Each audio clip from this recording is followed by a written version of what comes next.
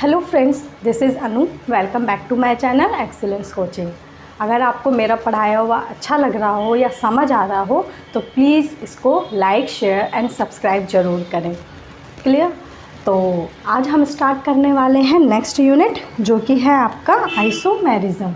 ठीक है, एक यूनिट हम ख़त्म कर चुके हैं जीओसी का। आज हम करेंगे आइसोमेरिज्म।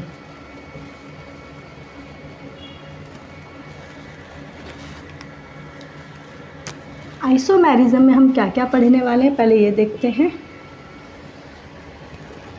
दो टाइप के आइसोमेरिज्म होते हैं, structural isomerism and stereo isomerism.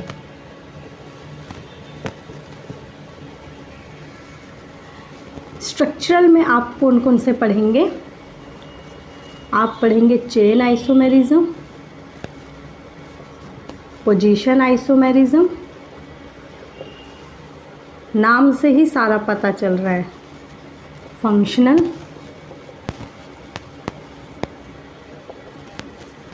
Tautomerism important है,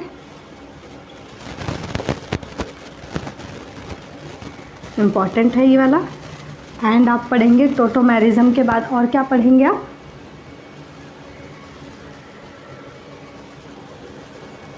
मेटामेरिज्म एंड सिक्स्थ वन पढ़ेंगे आप रिंग चेन। ठीक है, जो आइसोमेरिज्म में आप पढ़ेंगे कॉन्फिगरेशनल,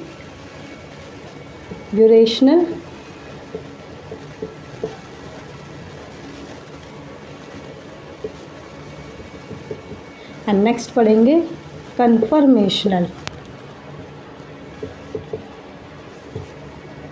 कन्फिगरेशनल में आप फिर से अगेन पढ़ेंगे geometrical isomerism and optical isomerism. ठीक है, ये इम्पॉर्टेंट है, यहाँ से क्वेश्चन आता है। ठीक है, ये स्टीरियो जो है वो आपका ज़्यादा इम्पॉर्टेंट है कंपेयर टू स्ट्रक्चरल। इसमें तो सिंपली आपसे बस कितने स्ट्रक्चरल आइसोमेरिज्म बन सकते हैं वो क्वेश्चन आता है, बाकी इम्पॉर्टेंट वन है आपका स्टीरियो। क्लियर? तो आज हम डिस्कस करेंगे ओनली अबाउट स्ट्रक्चरल आइसोमेरिज्म के बारे में। ठीक है, नेक्स्ट क्लास में ये कंप्लीट कर देंगे और 2 क्लास में आपका आइसोमेरिज्म कंप्लीट हो जाएगा। क्लियर है? चलिए स्टार्ट करते हैं अब स्ट्रक्चरल आइसोमेरिज्म। ठीक है, आज हम सिर्फ स्ट्रक्चरल के बारे में पढ़ेंगे। तो सबसे पहले हम देखते हैं कि आइसोमर्स होते क्या हैं। आइसोमर्स क्या होते हैं आपके? Same molecular formula. बहुत शॉर्ट में करेंगे बस आपकी नॉलेज के लिए। ठीक है, इसमें ऐसा बहुत क्वेश्चन नहीं आते, बट स्किप नहीं करेंगे, क्वेश्चन कैसे भी पूछ सकते हैं इसीलिए। ठीक है, चैप्टर इम्पॉर्टेंट है क्योंकि isomerism. Same molecular formula but different physical and chemical properties. ठीक है, ये आप सबने पढ़ा होगा छोटी क्लास से, जिनका मॉलिक्यूलर फार्मूला तो सेम हो, ठीक है, लेकिन उनकी फिजिकल केमिकल प्रॉपर्टीज़ डिफरेंट हो। अभी आगे सब क्लियर हो जाएगा आपको। अब देखते हैं स्ट्रक्चरल आइसोमर्स। ठीक है, यही था सबसे पहले वाला स्ट्रक्चरल आइसोमर्स। इसमें क्या होगा? सेम मॉलिक्यूलर फार्मूला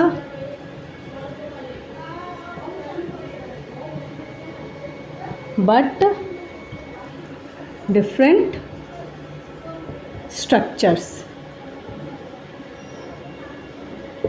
नाम से ही क्लियर है, स्ट्रक्चरल का मतलब जिसका मॉलिक्यूलर फार्मूला सेम हो लेकिन डिफरेंट क्या हो? स्ट्रक्चर्स हो।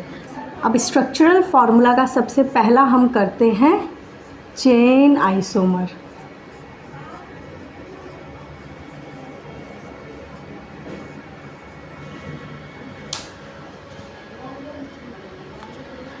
चेन आइसोमर क्या होता है? Again same molecular formula, molecular formula क्या हो, सेम हो, but different number of carbon atom in main chain. Clear? समझते हैं कैसे, जैसे इसका एग्जाम्पल देखते हैं। ब्यूटेन का एग्जाम्पल लेते हैं, ठीक है। ब्यूटेन का मॉलिक्यूलर फार्मूला क्या होता है, C4H। क्योंकि हम अल्केन की बात कर रहे हैं, आपको पता होगा कि अल्केन के लिए जनरल फार्मूला क्या है हमारे पास, CnH2n+2, ठीक है। +2 हो जाता है, जितने कार्बन होते हैं उसमें +2n। अल्कीन के लिए क्या जनरल फार्मूला होता है, CnH2n, जस्ट इसका डबल। और अल्काइन के लिए क्या होता है, CnH2n-2। इसे भी नोट डाउन कर लेंगे, वैसे सबको पता होगा, जिनको नहीं पता वो नोट डाउन कर लेंगे, ठीक है। अल्काइन के लिए होता है ये। तो अल्केन की बात करें तो इसका मॉलिक्यूलर फार्मूला क्या होगा, इसका डबल कर दो, 4 दूनी 8 और उसमें 2 ऐड कर दो, 10, ठीक है। आप पहचान कर सकते हैं, अगर आपको मॉलिक्यूलर फार्मूला इस टाइप से दिया हो तो आप बता सकते हैं 4 का डबल +2 10 हो गया। अगर यही C4H8 हो तो ये अल्कीन हो जाएगा, एंड यही अल्काइन में नहीं होगा भी। अल्काइन के लिए क्या होगा, C4H6, ठीक है। इस तरह से आप पहचान सकते हैं अल्केन, अल्कीन और अल्काइन को। ओके, ब्यूटेन को देखते हैं हम कैसे इसका चेन आइसोमर्स बना सकते हैं। ये हो गए 4 कार्बन, हाइड्रोजन को आप बैलेंस कर लेंगे, H2 एंड H3। तो ये क्या हो गया, सिंपली आपका क्या हो गया, ब्यूटेन। लेकिन इसी चीज़ को आप और कैसे लिख सकते हैं, यहाँ पे लगा दो एक CH3, ये CH, CH3 एंड CH3। यहाँ देखो जो मेन कार्बन की चेन है उसमें और इस कार्बन की मेन चेन में देखो number of carbon atom different हैं दोनों आइसोमर्स, ठीक है। ब्यूटेन के आइसोमर्स हैं, लेकिन दोनों की चेन में डिफरेंस आ गया। इसमें 4 कार्बन आ गए और इसमें 3 कार्बन आ गए मेन चेन में, और ये क्या हो गया आपका आइसोब्यूटेन, ठीक है। मीन्स कि आपके चेन में डिफरेंस आ जाएगा। Clear? Number of carbon atoms जो मेन चेन में है अगर डिफरेंट आ जाए तो वो होगा आपका चेन आइसोमर्स। अब नेक्स्ट करते हैं, आपसे क्वेश्चन कैसे पूछा जाता है इसमें कि हाउ मैनी स्ट्रक्चरल आइसोमर्स।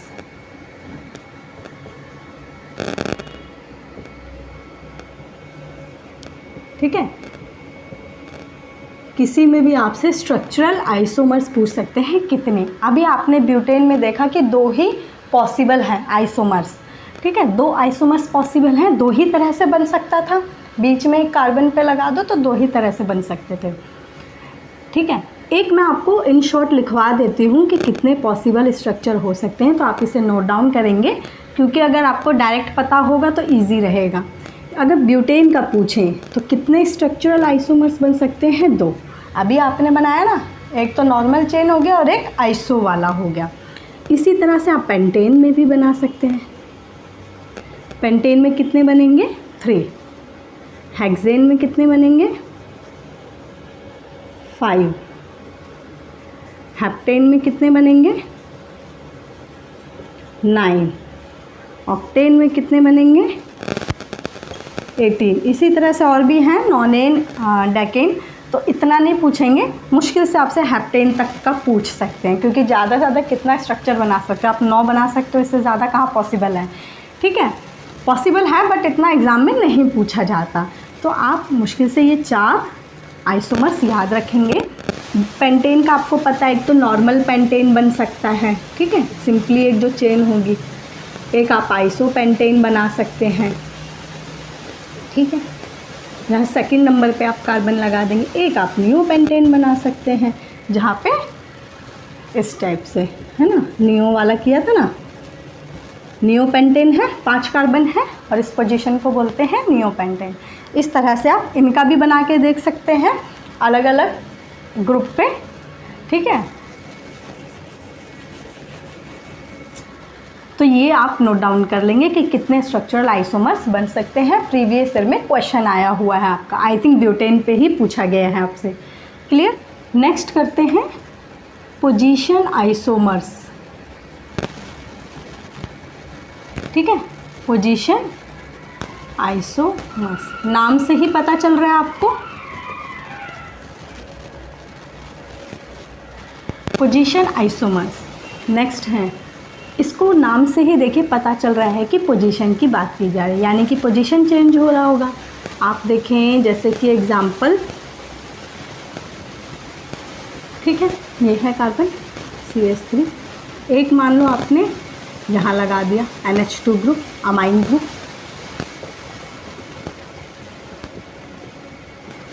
ठीक है। आप इसकी नेमिंग करके देख लीजिए। एक आपने यहाँ लगा दिया,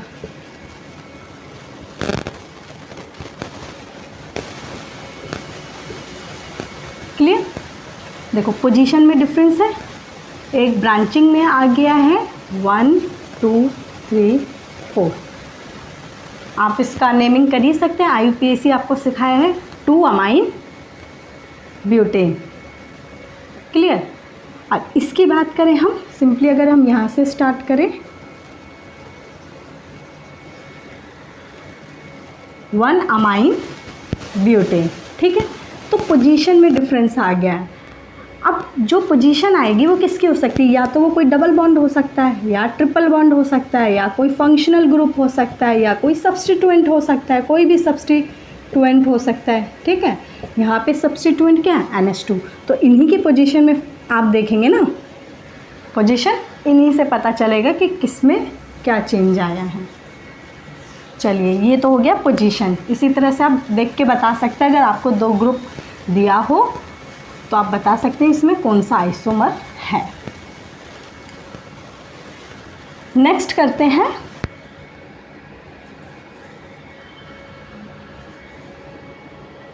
फंक्शनल आइसोमर्स। फंक्शनल आइसोमर्स क्या होंगे, जहाँ पे फंक्शनल ग्रुप आएंगे और वो अपनी पोजीशन को चेंज करेंगे, जिनका मॉलिक्यूलर फार्मूला सेम होगा लेकिन डिफरेंट आइसोमर्स फॉर्म में है। फंक्शनल ग्रुप आइसोमर्स, इसमें क्या होगा, same molecular formula but different functional group, ठीक है। मॉलिक्यूलर फार्मूला सेम होगा और डिफरेंट फंक्शनल ग्रुप होगा। इसके लिए हम एग्जांपल क्या लेंगे, C2H6O, ठीक है। इसके लिए हम एग्जांपल ले लेते हैं C2H6।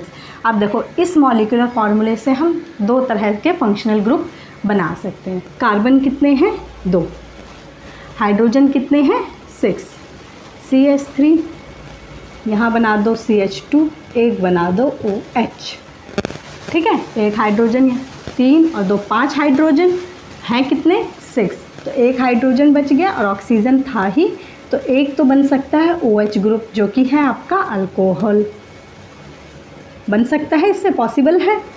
और एक क्या बन सकता है आपका, ईथर, CH3 एक O लग गया। मॉलिक्यूलर फार्मूला देखो दोनों का बराबर है, C2H6, और ऑक्सीजन भी आ गया, मॉलिक्यूलर फार्मूला दोनों का ही इक्वल है, और ये बन गया आपका ether. Molecular formula same but different functional group, clear है। इस तरह से आप और भी आइसोमर्स बना सकते हैं डिफरेंट फंक्शनल ग्रुप के साथ, क्लियर। नेक्स्ट करते हैं हम मेटामर्स। क्या होते हैं मेटामर्स, जिनके पास सेम मॉलिक्यूलर फार्मूला होगा,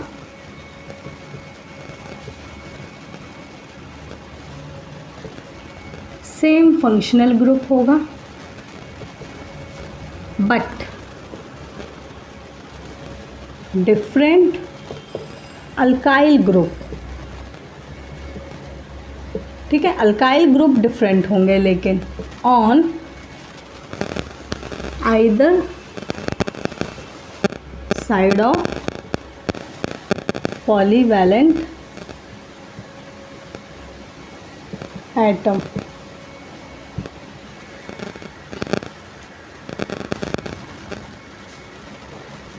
क्लियर है? अब देखते हैं कैसे अल्काइल ग्रुप डिफरेंट हो सकते हैं। मान लो एक एग्जांपल लिया, कार्बन ऑक्सीजन कार्बन कार्बन, ठीक है, ईथर है CH3 CH2 CH3।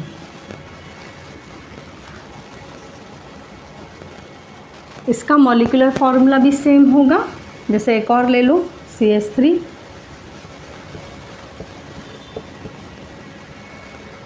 इसका भी हाइड्रोजन बैलेंस कर देंगे हम।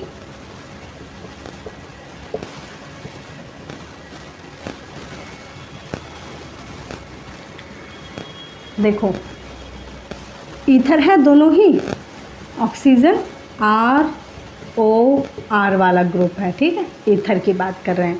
अब देखो इस ऑक्सीजन के एक तरफ तो मिथाइल है और एक तरफ इथाइल है, ठीक है, या 2 कार्बन है 1 कार्बन है। इस ऑक्सीजन को देखो तो इसके तरफ 2 कार्बन है, इसके तरफ 2 कार्बन है, दोनों ही 2 कार्बन वाले हैं। तो दोनों की जो अल्काइल ग्रुप है वो डिफरेंट अटैच हैं। इसके साथ 2 हैं और एक जगह 1 है, इसके साथ 2 कार्बन हैं और 2 कार्बन हैं, तो दोनों ही डिफरेंट अल्काइल ग्रुप अटैच हैं। लेकिन मॉलिक्यूलर फार्मूला भी सेम है। मॉलिक्यूलर फार्मूला सेम नहीं है, इसको ऐसे कर दो और इसको ऐसे कर दो, अब सेम है, ठीक है। प्रोपेन में नहीं हो पाएगा, ऑड नंबर है ना, इसमें हो जाएगा। देखो इसमें 4 कार्बन है, इसमें भी 4 कार्बन है, लेकिन ऑक्सीजन के आइदर साइड पे डिफरेंट अटैच है। यहाँ पे 2-2 कार्बन है और इसके साथ में 3 कार्बन और 1 कार्बन है। तो ये होते हैं आपके मेटामर्स, ठीक है। आपको पहचान होनी चाहिए मेटामर्स का। कोई भी एग्जांपल इस तरह से आपको 2 ग्रुप दे दिए जाएं तो आपको देखना है क्या चेन आइसोमर है या पोजीशन आइसोमर है या मेटामर्स है। क्वेश्चन आ सकता है आइसोमर्स पे, ठीक है। तो आपको सिंपली बहुत ही बेसिक क्वेश्चन पूछे जाते हैं इनसे, तो आपको सिंपली पहचान होनी चाहिए कि चेन आइसोमर कैसे पता कर सकते हैं, मेटामर्स क्या होते हैं। जब पता ही नहीं होगा मेटामर्स होते क्या हैं तो कैसे क्वेश्चन कर पाएंगे, कैसे पहचान पाएंगे कि गिवन कंपाउंड आपका कौन सा आइसोमरिज्म शो कर रहा है। क्लियर? तो ये पता होना चाहिए। डिफरेंट अल्काइल ग्रुप्स अगर आ जाए, ठीक है, तो वो हो जाते हैं आपके metamers. Tautomerism,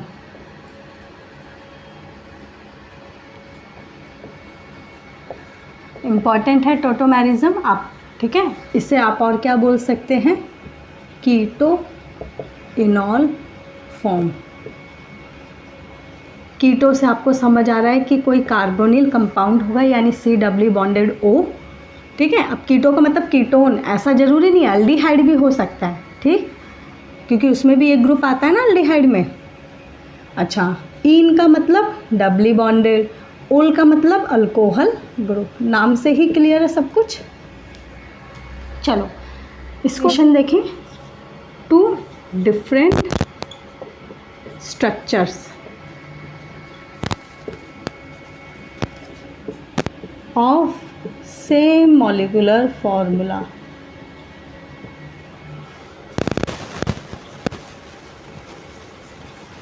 due to oscillation